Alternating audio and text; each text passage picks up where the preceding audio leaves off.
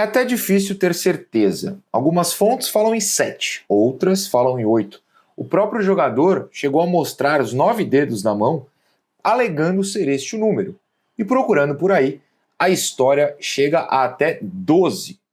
Mas, independentemente do dado correto, todos sabemos, David teve muitos mesmo, gols anulados durante o ano de 2004.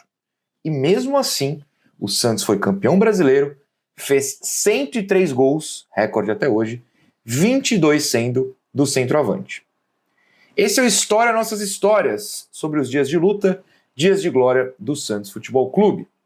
E esta é uma lembrança sobre um atacante subestimado por muitos, mas que foi um herói de um dos maiores títulos da instituição, mesmo sendo constantemente roubado na cara dura.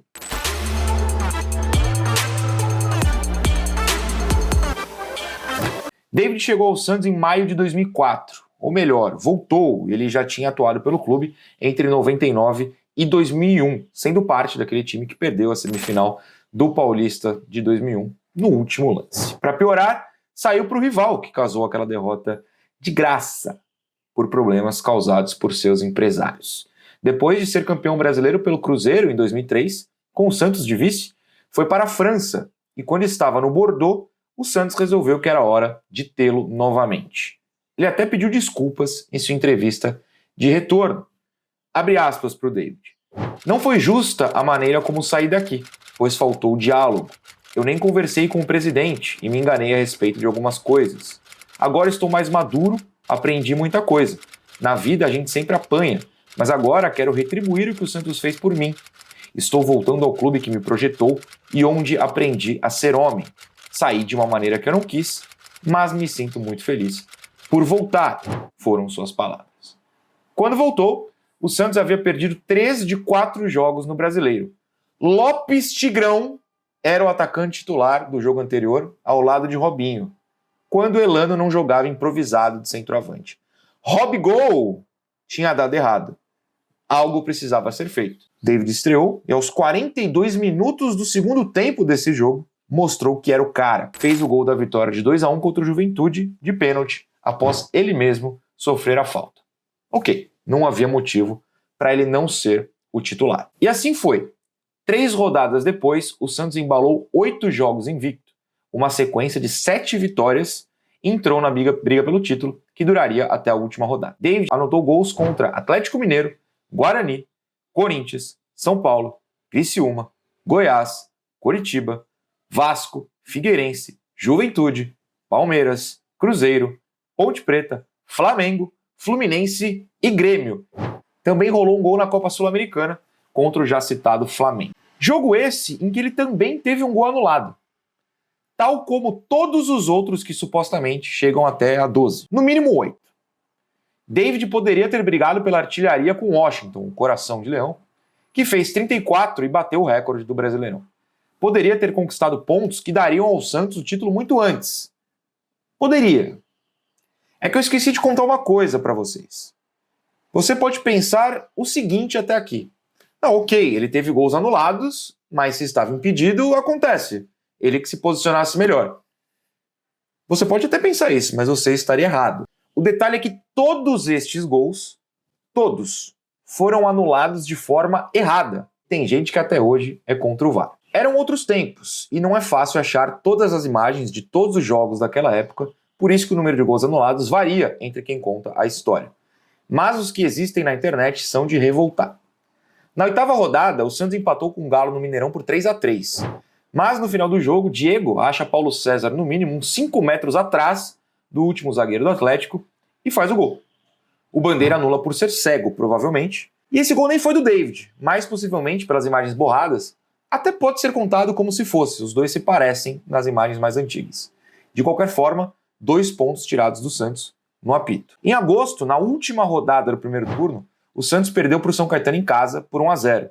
E o David fez um gol de carrinho, após desvio de cabeça de Basílio. Posição legal, bandeira levantada mesmo assim, gol anulado. Algumas rodadas depois, o Santos novamente fez jogo épico no Mineirão. Agora um 4-4 contra o Cruzeiro e novamente o David foi roubado. O UOL registrou assim o lance, aspas. Aos 45 minutos do primeiro tempo, o Santos ainda teve um gol mal anulado. Robinho, em noite inspirada, puxou o contra-ataque da esquerda e cruzou rasteiro.